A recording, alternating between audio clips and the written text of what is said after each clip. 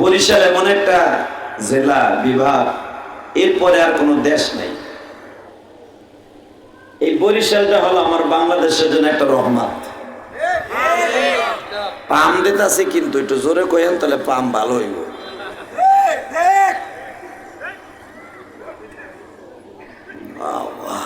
বালিশ চাইছিলাম, বালিশ নাই। বরিশালের পানিগুলা যদিও লবণ, কিন্তু পীরগুলা খুব মিষ্টি। আমি সারা বাংলাদেশে ঘুরে ঘুরে কথাটাই প্রচার করি।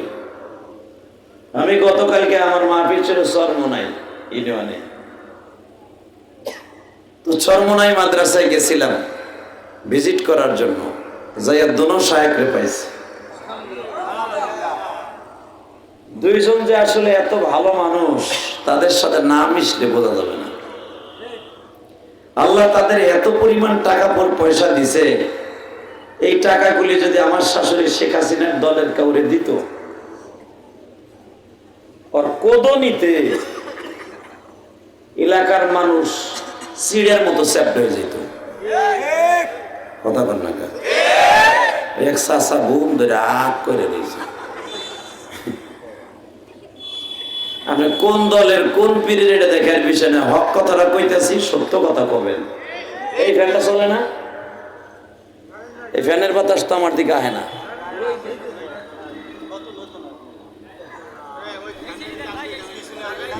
না না, এখানে থাকে থাক। মাশাআল্লাহ, আলহামদুলিল্লাহ বলেন। কি মাইক কি কারেন্টে চলে না জেনারেটরে? কারেন্ট নাই, ভোল্টেজ কম। আল্লাহ, তবে বরিশালের মানুষগুলা কয়েকটা কারণে দামি। এক নম্বরে বরিশালের মানুষের দিল অনেক ভালো। দুই নম্বরে এই দেশের পীরগুলা অনেক মিষ্টি, হক্কানি পীর। যদি বরিশালের দিকে একটু বাম দিকে নজর করেন, চরমোনাই আল্লাহর কুতুব। যদি আবার একটু ডাইন দিকে যান, ঝালকাঠির দিকে, শর্ষিন আল্লাহর কুতুব। আর একটু নিচের দিকে আসবেন, চলাবাঙ্গার আল্লাহর কুতুব, মকামের আল্লাহর কুতুব, বরগুনার আল্লাহর কুতুব। কথা ঠিক না বেটে? পীরগুলো এত ভালো, এত দামি, যেগুলো আমার হরিপুর গোপালগঞ্জ এত দামি পীর নাই। তবে আমার গোপালগঞ্জ টুঙ্গিপাড়ায় একটা পীর জন্ম নিয়েছে, সব পীরের বস, অলিকুল শিরোমণি মুজাহিদে আজম রাজপাতুল্লাহ সৈনিক আল্লামা শামসুল হক ফরিদপুরি। পার কাছে না, পীরের কাছে। আল্লাহ, শুধু আপনাদের খেদমত আমি আরজ করতে চাই, বরিশালের মানুষগুলা যখন দামি, পীর গোলা দামি, ওই বরিশালে আসছে ওয়াজ করতে, এদের শক্তি বাড়বে না কমবে? যদি এখন দেখা যাবে কার শক্তি কত আছে। গোপালগঞ্জ এলাকা বেশি না বরিশাল বেশি? এবার রেডি রেডি না? আমি তো গোপালগঞ্জের। একসাথে বলবেন, সমস্ত প্রশংসার মালিককে। এখানে আসার তৌফিক কে দিছেন? যেইবার তৌফিক কে দিবেন? এই রিভারটা বাড়াও না, রিভার বন্ধ করো, টনটা বাড়াও, আওয়াজ চিকন করো। এখানে আসার তৌফিক কে দিছেন? যেইবার তৌফিক কে দিবেন? সব কাজের শুরুতে কার নাম নিবেন? খানা খাওয়ার সময়, পানি খাওয়ার সময়, সুদ খাওয়ার সময়।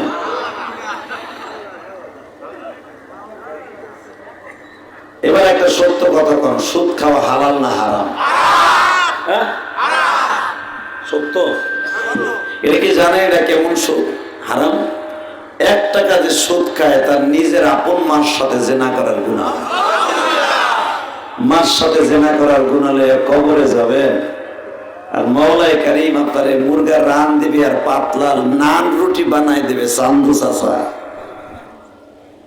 কল্পনা করেন না, ঠিক না? তাহলে সুদ খাওয়া যাবে না, ইনশাআল্লাহ বলেন। ইনশাআল্লাহ। কোনদিন মরে যাবেন, সুদ খাবেন না। আল্লাহ যারা ওয়াদা দিয়েছে সুদ খাবে না, এদেরকে তুমি হাসতে হাসতে জান্নাত দান করো।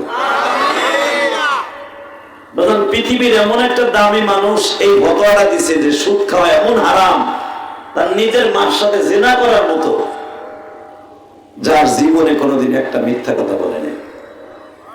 ঠিক না? যেই মানুষটাকে দেখলে মনে হইতো এই মানুষটার মতো দামি মানুষ আর কেউ নেই। এমন একটা মানুষ আমার নবী,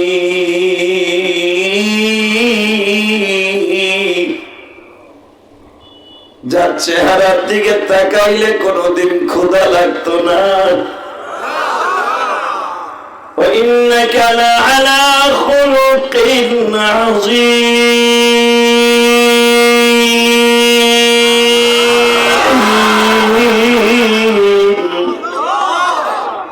যার চরিত্রে কোনোদিন কালো একটা দাগ ছিল না।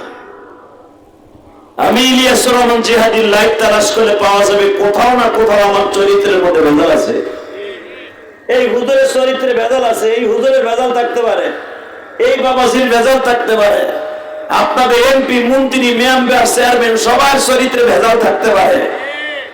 এমন একটা মানুষ ছিলেন আমার নবী, ৬৩ বছরের জীবনে কোনোদিন একটা লাল কালির দাগ পড়ে নাই। আল্লাহু আকবার বলতে পারেন না? শুধু তাই না, এই মানুষ তেমন একটা মানুষ যার চেহারার দিকে তাকাইয়া মাসকে মাস সাহাবায়ে কেরাম যুদ্ধ করছে, খাবারের কথা মনেও করে নাই। যার জ্বলন্ত প্রমাণ এই রমজানে যখন আমি খন্দক ঘুরতে গেছি, রমজানে 20 দিন আমি মক্কা মদিনায় ছিলাম। এই যে মাথার যে চুল দেখতেছেন, এই চুলটা আমি মক্কার থেকে কাইটে আইছি। এখনো পর্যন্ত কাটিং সাটিং কোনো বেরেট লাগাই নাই এই চুলে। বাংলাদেশে আইয়া আমার প্রিয় হাবিবের ওই জায়গাটা যখন আমি ভিজিট করতে গেছি, বাজান জায়গাটার নাম খন্দক। নাম কি? জোরে কোন, আরো জোরে। খন্দক তো আরবি শব্দ, আবার ফার্সিতেও ইউজ হয়। খন্দক মানে গর্ত, খাল। আমার নবী 1500 সাহাবী লইয়া একটা খন্দক খনন করছিলেন, একটা খাল। 15 দিনের ভিতরে,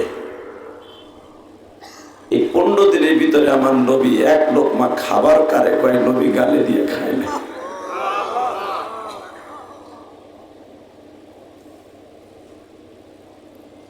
সাহাবায়ে কেরাম সকালবেলা একটা খেজুর দিত আমার নবীর নিজের বরকতি হাত দিয়া, আর এক গ্লাস পানি দিত। বাজান দিয়ে এক গ্লাস পানি আর একটা খুরমা খাইয়া সারাদিন সাহাবীরা মাটি কাটত। বাজান মক্কা মদিনায় যারা সফর করছেন তারা জানেন, যেই পাহাড়টা কেটে কেটে খন্দক খনন করা হয়েছিল, ওই পাহাড়টাতে এখনো দাঁড়ায় আছে মদিনায়।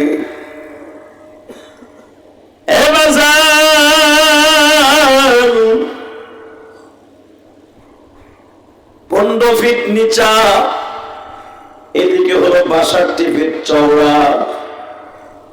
এতবার একটা খন্দক খনন করা হইল বাজার। এখন ওই খন্দকের জায়গাটা হলো পিচ ঢালাই রোড। আমার এতিম নবী এই খালটা খনন করতে যাইয়া পেটের মধ্যে পাথর ভাঙছে। জাবের রাদিয়াল্লাহু তাআলা আনহু বলেন, আমি একদিন বৈকাল বেলা 7ম দিনে আমি আমার নবীর কাছে যে বললাম, নবীজি সকালবেলা যে খেজুরটা দিছিলেন খেয়ে মাটিগুলো অনেক জোরে জোরে কোদাল দিয়ে কোপ দিয়ে কেটেছি। যদি বৈকাল বেলা একটা খেজুর পাইতাম, এক গ্লাস পানি পাইতাম, খালটা আরো দ্রুত খনন করতে পারতাম। নবী গো, এক গ্লাস পানি আর একটা খুরমা দেয়া যাবে? আমার নবী জামাটা উঁচা করে বলে যাবে রে, আমি নবী 7 দিন পর্যন্ত এক গ্লাস পানিও খাই। আমি আমার ভাগের খাবারটা রাইখে দেই, তোর মতো ক্ষুধার্ত করে পাগল যদি আইসা খাবার চাই, আমি নবী কই থেকে দিব? এই জন্য আমি ওই খাবারটারে তোদের জন্য উঠে রাখছি, কিন্তু যাবে রে এখন তো নাই, কোথা থেকে দিব?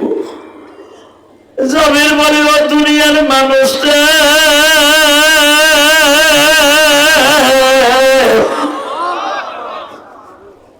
আমি নবীর পেটের পাথর দেখে পাগল হয়ে গেলাম। আমি খেতে দিয়ে বললাম, ও আসমান জমিনের মালিক,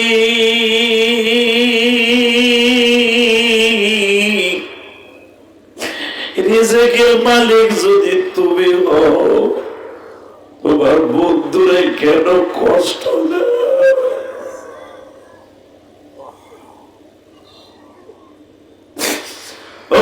আমার নবীর কথা শুনে কারো চোখে যদি পানি আসে, ওই মানুষটা কোনদিন জাহান্নামের আগুনে জ্বলবে না। ওই মানুষটা আমার নবীর মৃত্যুর আগে এক নজর দেখা মৃত্যুবরণ করবে। শুধু এখন চোখের পানি ফেলায় দুইটা হাত উঁচা করে তোমার আওয়াজটা মদিনাওয়ালার পর্যন্ত পৌঁছায় দিবা। শুধু পাগল যদি আমার নবীরে ভালোবাসতে যে জীবন দেয়, ওই মানুষটা মৃত্যুর সময় বালিশের পাশে আমার প্রিয় বান্ধব নবীর স্বপ্নে দেখতে পারবে। এই আল্লাহ বলেছে, একটা ডাক দাও, ডাক দাও, ডাক দাও, আজকে 17 এপ্রিল, ডাক দাও, ডাক দাও, 17 এপ্রিল আল্লাহকে জোরে ডাক দাও। এই পটুয়াখালী কলাপাড়ার মুসলমান ডাক দাও, কলাপাড়া থানার পাশে ডাক দাও, একটা জোরে ডাক দাও না, আল্লাহকে ডাক দাও। আল্লাহ তুমি তাকায় দেখো,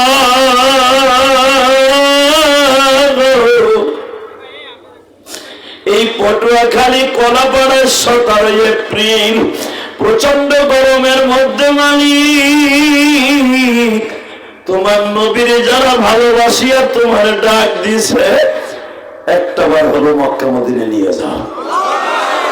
জোরে কোন আমিন, আরে জোরে কোন আমিন।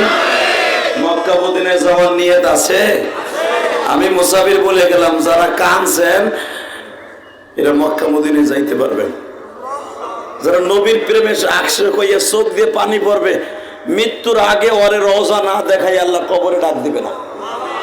আল্লাহু আকবার জোরে বলেন তো, আল্লাহু আকবার আরো জোরে বলেন। এই মুসলমানের বলা হাজীদের দোয়া 40 দিনের মধ্যে ডাইরেক্ট কবুল হয়। আমি দোয়া করে যাই, আল্লাহ যেন একটা বার আপনাকে মক্কা মদিনায় লয়ে যায়। বুঝলেন, আমি 12 বছর বয়সে মা হারাইছি। মায়ের কষ্ট বুকে নিয়ে প্রতিদিন কান্দি, জানি না আমার মা কবরে কেমন আছে। এই যে ঈদ করছেন, কতজনের জন্য মার্কেট করছেন, মা দুঃখিনী লেগে করতে পারেন না, বাবার লাগে একটা লুঙ্গি পাঞ্জাবি কিনতে পারেন নাই। যেই বাবা আপনার মতো কামলা দিয়ে আপনার পোলারে যেমনি আপনি লালন পালন করেন, আপনার বাবা ওই খেতে কাম করে অটো গাড়ি চালায় আপনার আমার মানুষ করছে। এই ঈদের বাজার করতে যে বাবা একটা লুঙ্গি পরায় নাই, নিজে কেড়ে নাই, তোমার লেগে আমার লেগে কিনছে, ওই বাবা আজকে কবরে চলে গেছে। ওই বাবারে কবরে শান্তি দেওয়ার জন্য চোখের পানি ফেলায় কানবেন। আমি কসম করে বললাম, বাবা কবরে হাসবে, আপনি দুনিয়ায় ভালো থাকবেন। আল্লাহু আকবার জোরে বলেন তো, এই কবরে মুসলমান আল্লাহু আকবার জোরে বলতে হবে।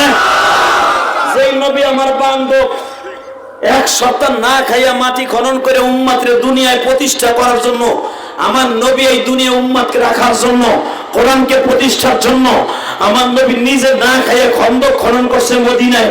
আমার ওই নবী চরিত্র নিয়ে যদি কেউ কথা কয়, জায়গায় মেরে ফেলবো। রাজি আছো না নাই? কে কে রাজি আছো? আল্লাহকে তো হাত দেখায় দাও। কি তাকবীর দেওয়ার মতো কেউ নাই? মার তো দেখি জোরে একটা মার, তোমার হাতাবের মতো।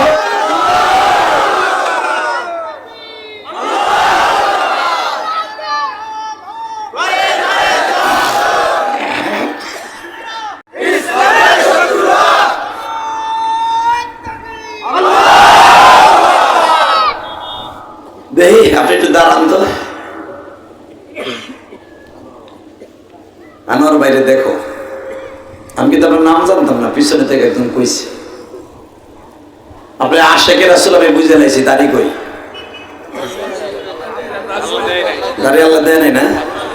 তবে দাড়ি কিয়ামতের মাঠে নবীর সামনে দাঁড়াই হবে ইনশাআল্লাহ। মারহাবা বলেন।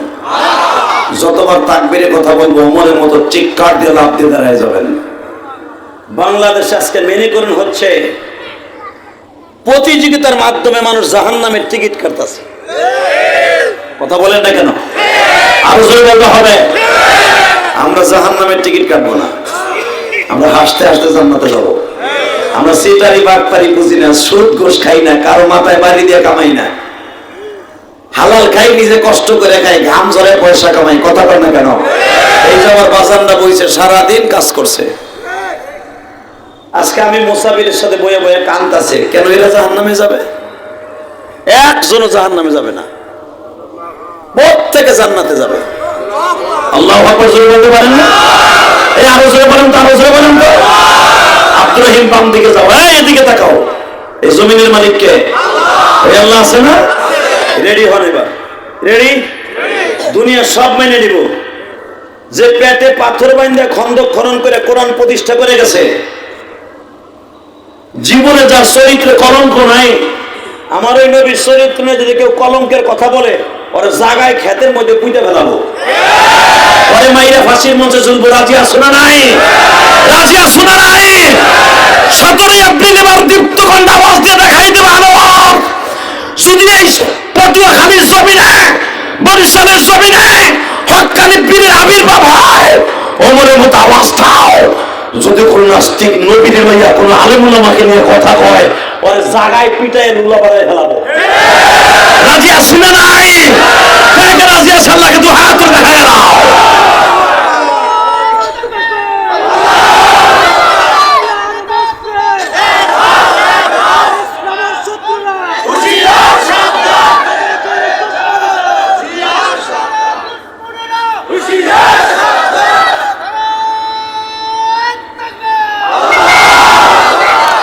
এই তাকবীরটা ভালো লাগে না খারাপ লাগে? এই তাকবীর আওয়াজ আছে না? এই তাকবীরের শক্তি নাই? আছে। বঙ্গবন্ধুরে গালি দিলে আওয়ামী লীগ এলারা লাফাও, আমার নেতারে গালি দিলা কে? ও তোমার নেতার চাইতে আমার বিশ্ব নেতা নবী মুহাম্মাদের দাম কমে গেছে। জিয়াউর রহমানরে গালি দিলে তোমার ভাষায় আগুন লেগে যায়। মওদুদিরে গালি দিলে জামাত ইসলামের লাফায় কি ফুটি মাছের মতো। কথা বল না কেন? সর্বনাশ শায়খরে গালি দিলে তার মুরিদরা মাথার পাগড়ি মাজায় বাইন্দা পিটায়। আর আমার বিশ্ব নবী যাদের নাম বললাম তাদের সাথে মানে ডিমান্ড কম। হ্যাঁ, তোমাদের কাছে কম থাকতে পারে। আওয়ামী লীগেরা বঙ্গবন্ধুরে গালি দিলে তোমাদের কাছে খারাপ লাগতে পারে, তোমরা তার বিরুদ্ধে অ্যাকশনে যেতে পারো। আমার নবীকে কেউ ইন্ডিকেট করে কথা বললে ওরাও জায়গায় পিটাই মেরে ফেলতে পারবো। আরে মরণ তো হয়েই যাবে, ঠিক না বেটি? আইজ আছি কাইল নাই মেয়া, 2 টাকার বডির দাম কি?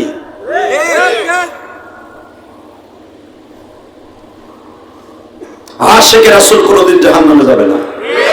তবে ওইরকম আশা করেন না দেওয়ানবাগির মতো, ওইরকম আশা করেন না সারা রাত কুকুম কুকুম করে পীরের নাম ধরে, একবার আল্লাহর নাম নেবে। কথা বল না কেন? ওইরকম আশা করতে চাই না। শুধু একটা আওয়াজ দিয়ে বলবেন, ওয়া ইন্নাকা লাআলা খুলুকিন আযীম, লাকাদ কানা লাকুম ফি রাসূলিল্লাহি উসওয়াতুন হাসানাহ। যার 63 বছরের জীবনে 23 বছরের কোরআন নাযিল হওয়ার জিন্দেগিতে কোনদিন আমার বিশ্বনবী একটা মিথ্যা কথা বলে নাই, কাউকে কোনদিন একটা কষ্ট দিয়ে কথা বলে নাই, কাউকে কোনদিন মাইর খাইছে মাগার কোনদিন মায়ের প্রতিবাদ করার জন্য তার বাড়ির সামনে ঘর দুয়ার পোড়াইতে যায় নাই।